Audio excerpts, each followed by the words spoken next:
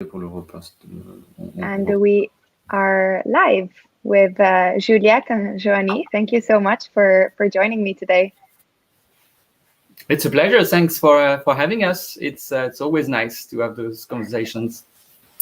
Super. So we're here today to talk about the FEN. I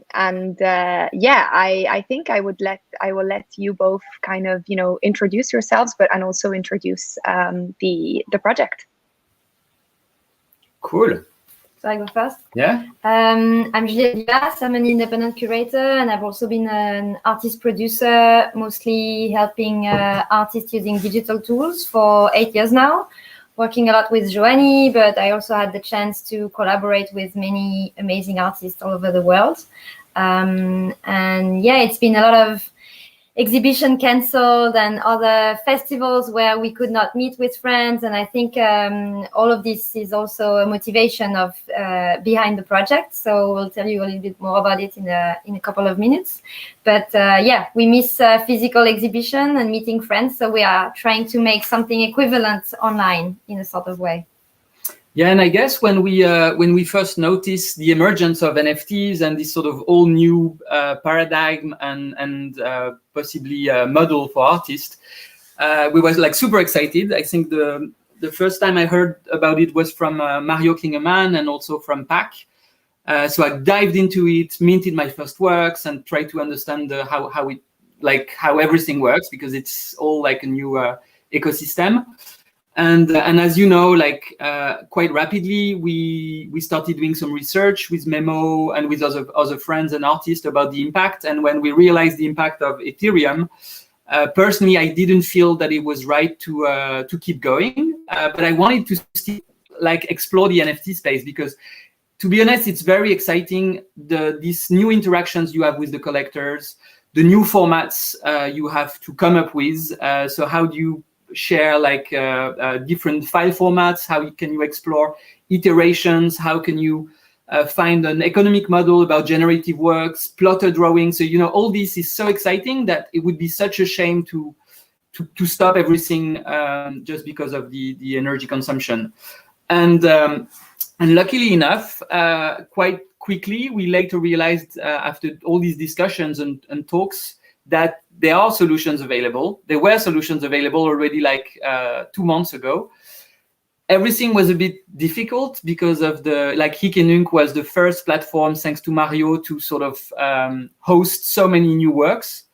But yeah, we know how weird the interface was, and that was exciting. But now we are at a point where things have moved a lot, and now Hikenunk can compete with the bigger platforms.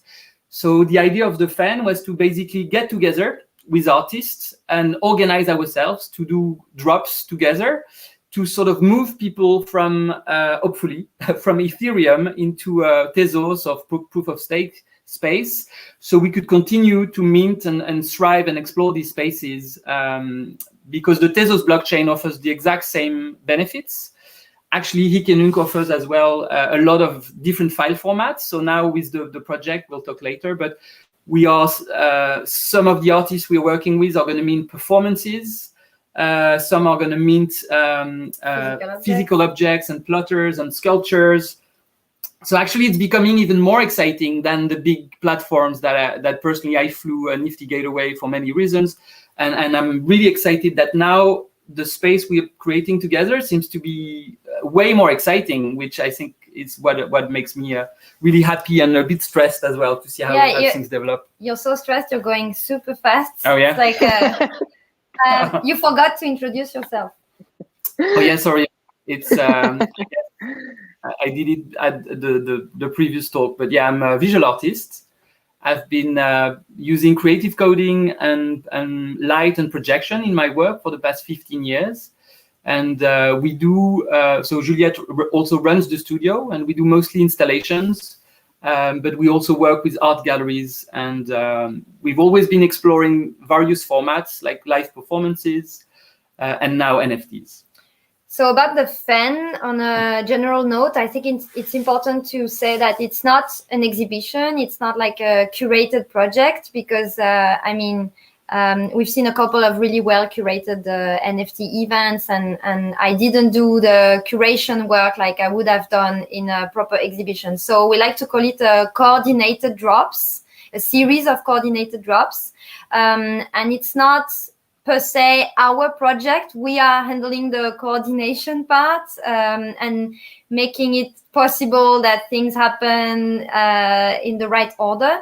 But yeah, of course, we have kind of selected the artists we invited, mostly amongst our friends, but also some artists we didn't know personally, but we love their work. And I'm also super proud to have invited artists that didn't know where to start or felt a bit overwhelmed, or for several women artists that we invited were like, oh, I didn't dare to try this white male playground, and you know, from the outside it seems all so cryptic and complex, but if there's someone holding your hand, you realize it's a couple of clicks, and if you make good art, then it becomes another place to show it. So it's really nice, this mix. I'm really happy with this mix we put together of like artists who have a lot of experience already in NFT. Some of them are already very known on Iketnunk, and some maybe emerging artists, or maybe artists that are known in other fields, other scenes. And yeah, we are really curious to see how the crowd will react to that, to this unusual mix. And yeah, as Juliette said, what we're doing basically is that we are gathering our friends and teaching them how to mint their first works. We've created this Discord where everyone can sort of share its own experience on things like pricing. Do we do editions? How do we release if we don't have auctions? And a lot of us have experience with the art galleries and the art fairs, and including myself. And we are keen also to explore this sort of new dimension when you can talk directly to the collectors. But we found it very interesting. One of the artists we're working with tonight, she's at the Bitform Gallery in New York City, and the drop she's doing tonight is in conjunction with the physical exhibition in New York City. Oh, wow. So I think this is something that we like to experiment, like everyone on Iketnunk, I guess. So yeah, that's basically what we're doing. We're sort of coordinating these artists and friends, and I guess we're going to open it to more people in the following weeks, and we're going to do regular drops and help everyone. People help each other anyway, so it's. Yeah, so the plan is to have 3 artists per drop, and do a drop every Monday, Wednesday, Friday, and maybe use the weekend to bring maybe more attention to what happened during the week. And we'll be doing this series until we are done with all the artists who confirmed. And we're not sure yet about what will happen then, if we continue and this keeps growing, maybe with some other people, inviting other people. Let's see how it goes for the first drop to start with, because it's already been a bit crazy to get there. And about the artists who are going to release tonight, so Joanie mentioned Auria, which is super nice that she was happy to join, while she was also releasing at the same time some NFT with Bitform. I think we kind of played a little part into pushing a known gallery like Bitform to choose Iketnunk and to take the risk, because we know it's a special place that is not maybe as reassuring for someone investing as other big platforms maybe. Yeah. We're going to have Zai Divecha, who's pretty known on Instagram, where she has a lot of followers, and she had no clue about how to make a wallet. And when she found out it was so easy, it really made her really confident to make her crowd confident to do it too, which made me think of Joanie's first gallery. She's a woman who has no clue with technology, and if she manages to set Joanie's pieces, then any collector could do it. And we think it's the way things should go with technology, like show people that, you know, it's not that complicated, and it's not about the technology, it's about the art that's embedded or behind or in it. And the third artist is Bees and Bomb, right? Dave White, who's already has a big place out there. And I would say that my main part in curating would be to find interesting triads. Do you say triads? Like trio of artists who also bring different people with them and have very different way to use NFT as an artwork. Mm. And so we won't really go into detail into the works of the artist because it's going to be live. We're going to reveal the URL in a few minutes, so people can actually go and discover the work. But Aurea does some physical sculptures and some human figures and has some like really interesting. The way she's releasing the works, she used the 3D model capabilities. So you're not just buying a video or an image. Is what I love with Hikenunk. You can actually have 3D models, and this gives you a completely different perspective on the work and on the way you explore the work. And I would say for Zai, it's a little bit similar. She works a lot with paper and with like physical sculptures, and she does those beautiful geometric sculptures that really plays with just the beauty of the light and how the shades of the paper just reveal just the beauty of elements. It's very much what I do in my work as well. And we push her to also release objects, like if this was a regular art gallery. So all the physical works comes with an NFT and a smart contract.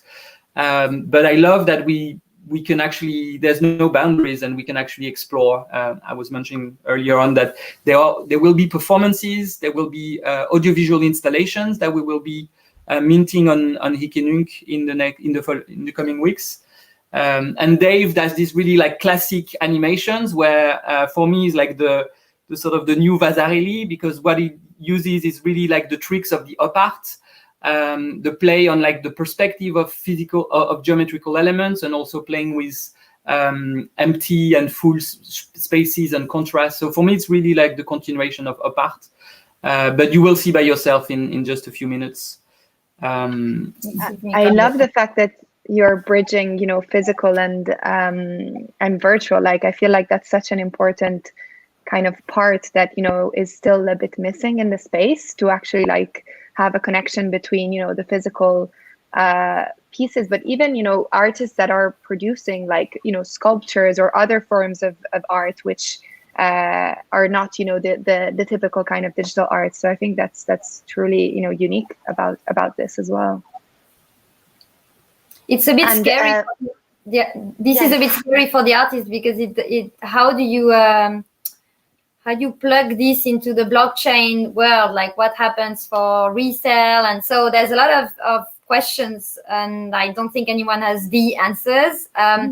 But personally, the only thing that I find exciting with NFT, and that's the only reason for me, is it's the idea to experiment, like have fun and experiment. So if there's one place to experiment these days and have fun and be creative, and maybe you're going to create new problems, but you'll find solutions along the way. I think that's the right place to do that. So we don't have all the answers, but we are building solutions as we go. Something that we forgot to mention that is also at the core of the project is we invite the artists, like it's not an obligation, and it's really for them to do it on their side, to use 10% of the profit for an organization of their choice, of their choosing.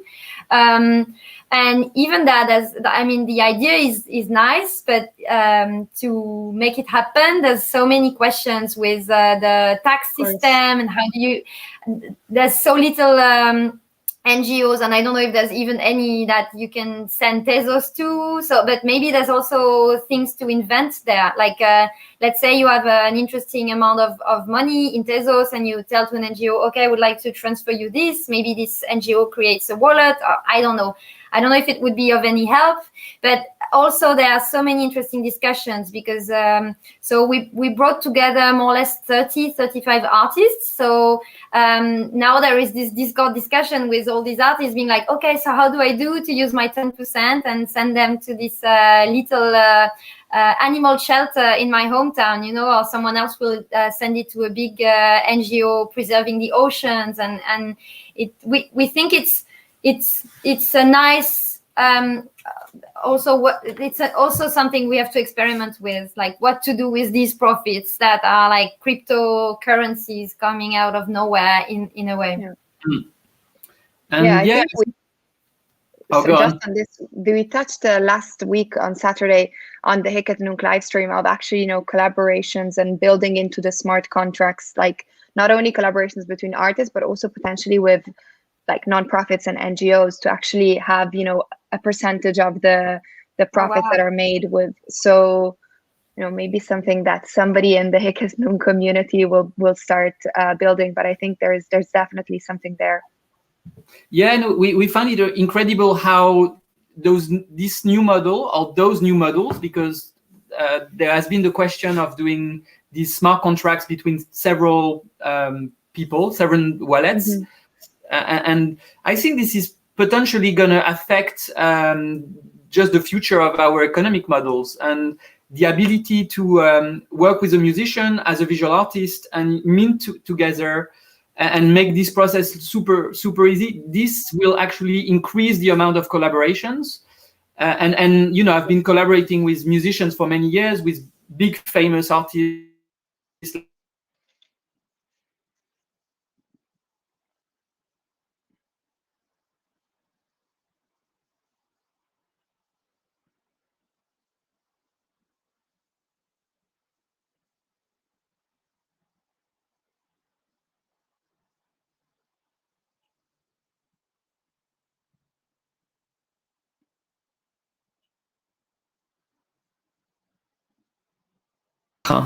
Right. Oops, I think we You're back. cut for a second. Yeah, you were saying about your collaborating with lots of musicians and visual artists.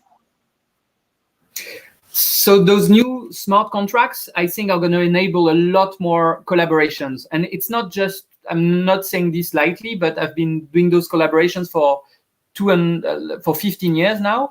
And it's almost impossible to align the right project, the right funding, the right schedule, and to make it work. And with this, we could potentially start a project tomorrow with anyone. Like we actually have a couple of musicians and visual artists. Maybe some of you know Ali Demirel and Tariq Bari, who will be in the later drops, and they've been collaborating with big names and big musicians. And yeah, now we're having those conversations of like doing short collaborations for like a 1 minute piece that could be done within a week.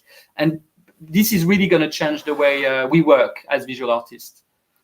Something else about the work itself, and that may be the case for these artists and some others.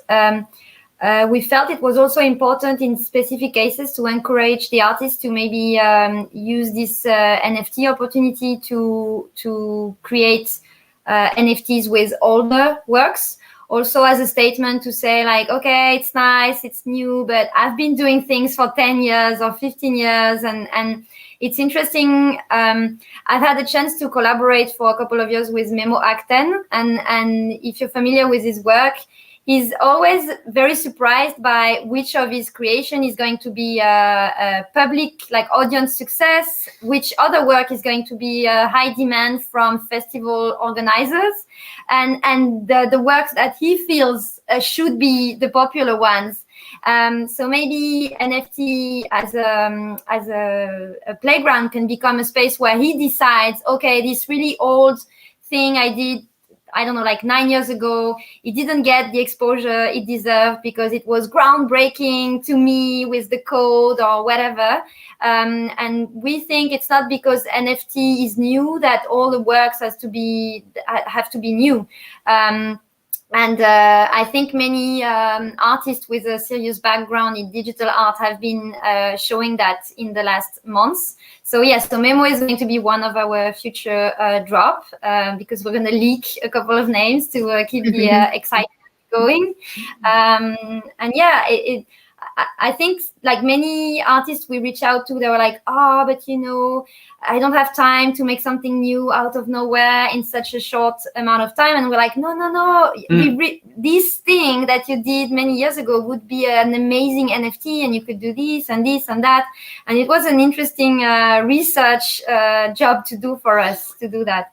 And this came up almost naturally during the conversations of like, what should we release? How should we produce the work? And we've sort of reconnected with friends and people that we've known for a long, long time, but we not necessarily see each other in festivals anymore. We had this conversation with Matt Pike from Universal Everything, and he's also considering maybe some historical works and other people. We won't tell all the names yet, but it's really nice. This one wasn't planned.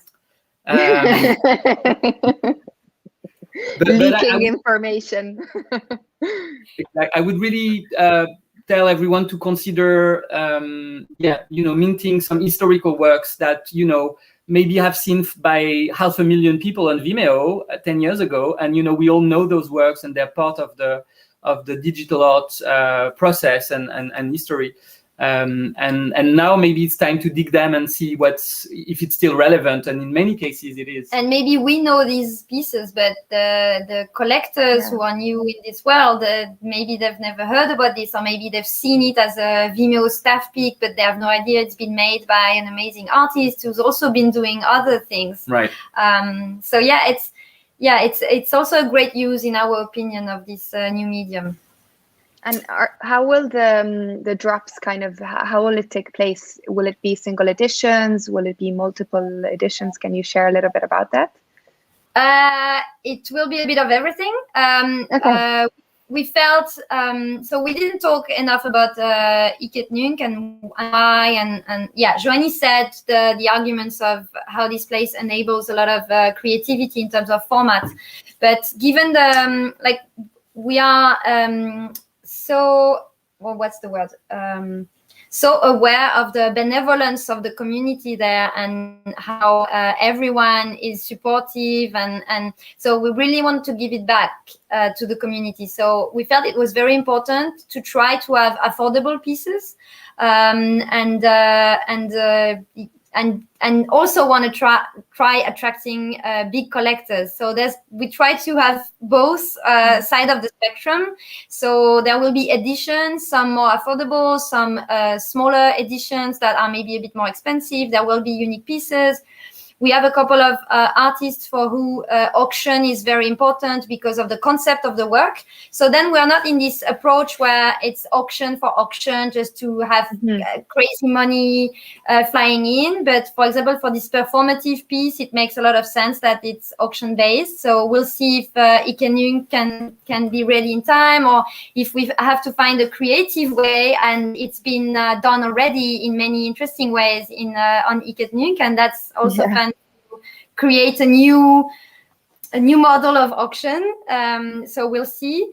There will be pieces, but also very traditional video based or GIF based, or even fixed still image. So there will be a bit of everything.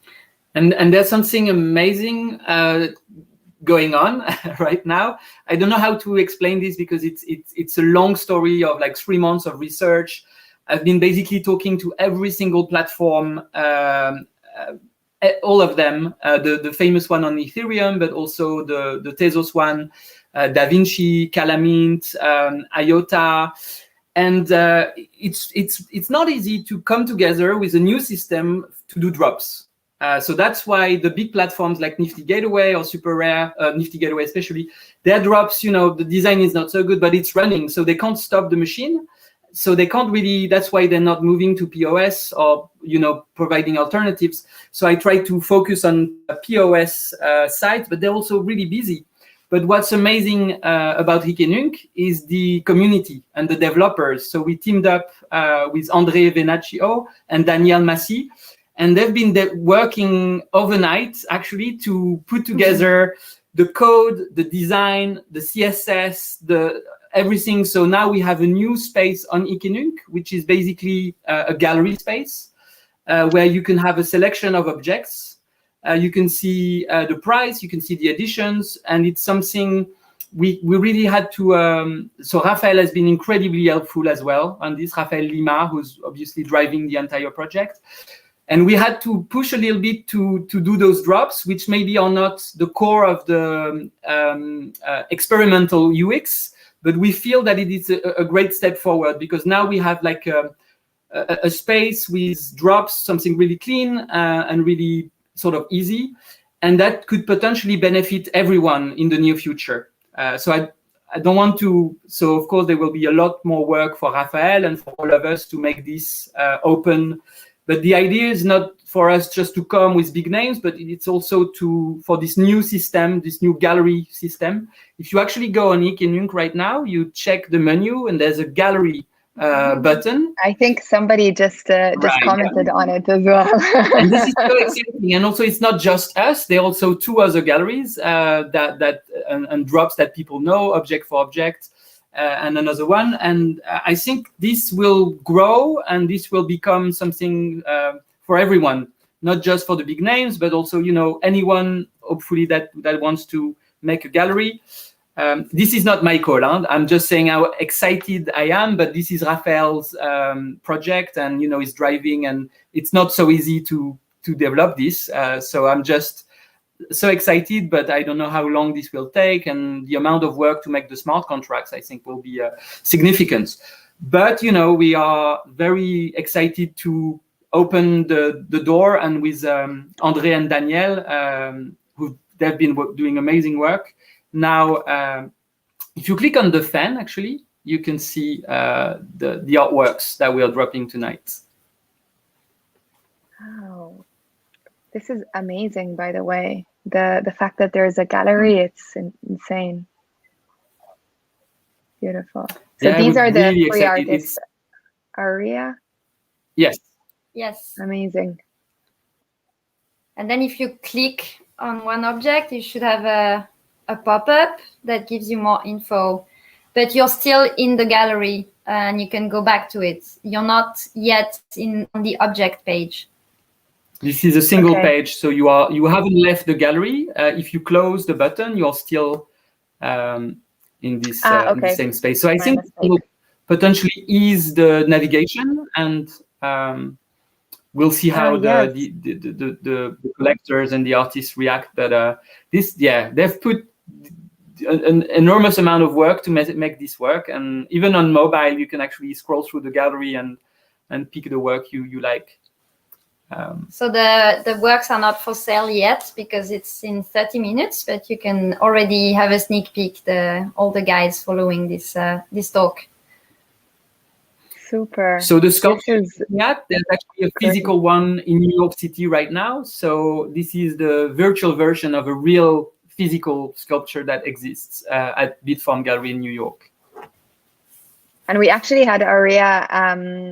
She was in the Saturday live stream as well. So I think a lot of people who are watching have actually met her. So that's amazing. Mm.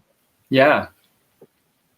Super. Cool. So and I think this that is was going live in half an hour, right? So we have the time, the countdown here. Yeah. So the artists, we are liaising with them, and the artists are ready to swap the works, and so we're very excited.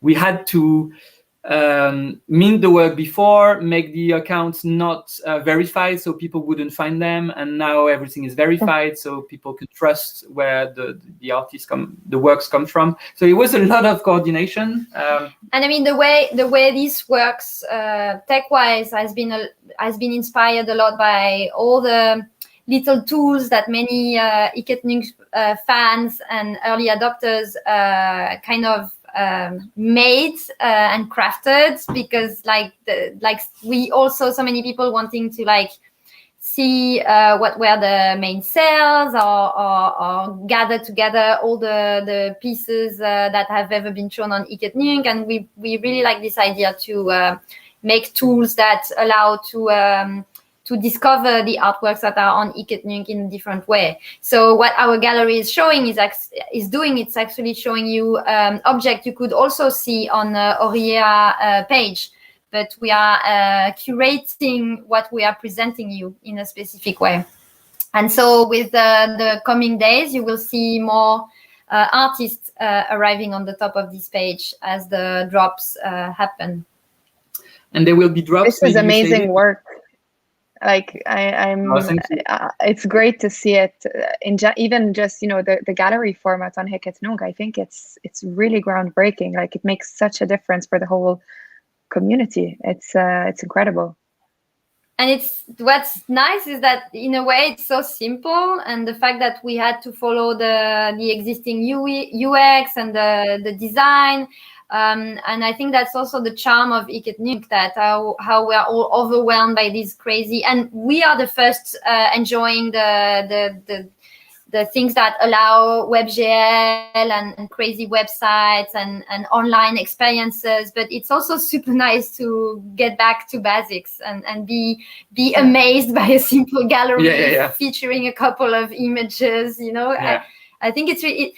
I have to say, and I mean, I feel bad saying the bad word, but I have to say that a lot of this has to do with a whole year of COVID, like wanting to bring friends together, going back to the basics and wanting to re-explore things in a different way. This has a lot to do with, flying less and doing maybe less, but in a better way, and like thinking about how we consume the things around us and things like that. 100%, I agree. The whole experience makes us rethink how we work as well. Like I've been doing a lot of plotter drawings, and I'm considering now just minting the SVGs, so people who have plotters could actually produce them locally. And some of the collectors that have bought some prints are actually I make the prints in the country where the collector is. So I don't produce in Belgium and ship to a different country. But now I make connections with other local artists who knows good printers, and this sort of new ecosystem. I think the idea of the Fen, the name the Fen is actually a finding from Juliette. The idea of this ecosystem where hopefully we bring famous artists, less famous artists, developers, creative coders, whales. We hope to bring some people from the Ethereum network. I've had some very good collectors that are now becoming friends, and they say they're also excited about the Tezos blockchain and the fact that now artists have to pay $100 to mint on Ethereum, and also there's a sense of shame when you mint sometimes for high gas fees. So now everyone is looking at Tezos like a good option as well, and I think there's a lot of we are now paving what could be the economic models of the future, and not just this project, but I mean the creative coding community and what we do as well. Like you've been doing those talks, and there's a lot of curatorial selection in the artists and the people, and this hasn't happened for a while in the creative coding community. So it's very exciting. So I think we said everything we wanted to say as a preview moment. Oh, shout out to the Clean NFT community, Sutu and Bad Lament and Jose Andres. I think very early, like 3 months ago, they created this Discord, and we started those conversations. And this was, I think, a big step for us to organize as well, is to see artists organizing and talking about proof of stake. So I really appreciate the work they've been doing, and we will include more people from the Clean NFT movement into our project as well. Any special question? So we have a lot of comments that say fabulous work. This is awesome, so awesome. Galleries are great places. So I think everybody's very excited. I think people hadn't seen the function of the galleries yet, so that's amazing. And again, shout out to Andre as well, who obviously worked on the gallery feature. And from the early discussions, it was super important for us to make something that would benefit other projects, other people. So that's why we wanted to do it with Raphael and having him on board 100%. And because I had a lot of fun in the Object for Object weekend. It was actually what pushed me to make my first NFT really more to play than to be an artist. No, but I do not. I actually collected one. I loved it. Thank you. I'm giving these master classes, helping emerging artists to know how to produce themselves. And every time, the first time I gave this workshop, I had Daito Manabe taking notes in the back, and I was like, "Oh my God, what's happening?" Then he was like, "No, that was super informative," and I was like, "Okay, really?" So my NFTs are like my golden rules of producing digital art, which is not art per se. It's just an image with some like rule I decide will help people. But yeah, so we have so much with Object for Object. We hope people will have also fun with the fan, but also will be wanting to do something themselves with this gallery system. So let's see where this goes in the future. Super. I'm super excited to see it all come about and be live. So it's gonna be live in less than 25 minutes. Yes, we have to check everything goes well on our side.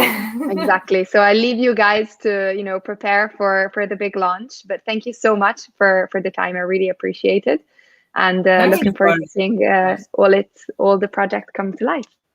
Yes. Thank you so much. Have a good evening. Super. Thank you. You too. Bye. Bye bye.